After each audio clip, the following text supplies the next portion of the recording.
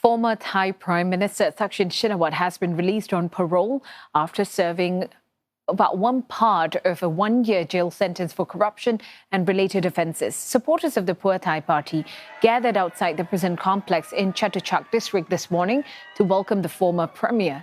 And prison officials say the decision was early release was based on Thaksin's age as well as the fact that he has less than a year left to serve. Thaksin will complete the remainder of his sentence under probation. The former leader was convicted on corruption charges linked to his time in office in the early 2000s. He was ousted in a military coup and returned to Thailand from self-imposed exile in 2023. Mr. Thaksin's release has reignited hopes of a Pheu Thai Party comeback after a decline in support at this year's general election. CNA's Thaksin Shinawatra unpacks what could be the next for the former premier.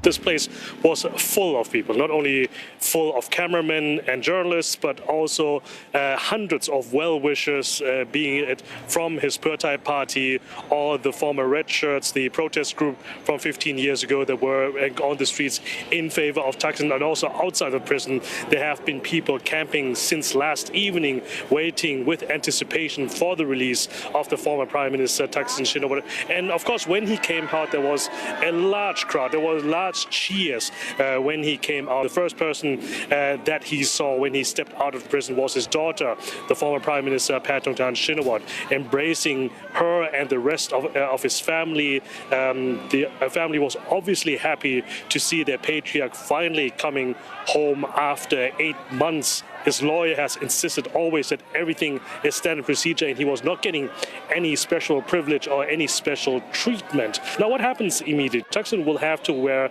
an electronic tracker around his ankle.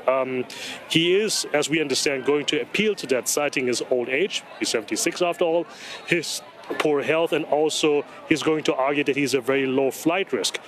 Furthermore, his parole conditions also dictate that he has to stay in his villa and he's not allowed to leave the premises without a permission, or when he's going to see his parole officer for the next 4 months, basically the remainder of his sentence before it expires in September.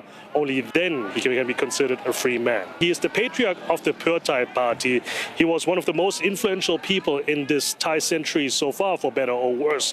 But this past year, we have seen a spectacular downfall of him and his party. Now, at least there is still a Shinawatra family member, Yochanan Wongsawat, Thaksin's nephew, still in the cabinet and also a deputy prime minister. So there's still some influence there. There's still some foot in the door, so to speak. So there is the anticipation and there is the expectations from observers that Thaksin may still play a role in Thai politics.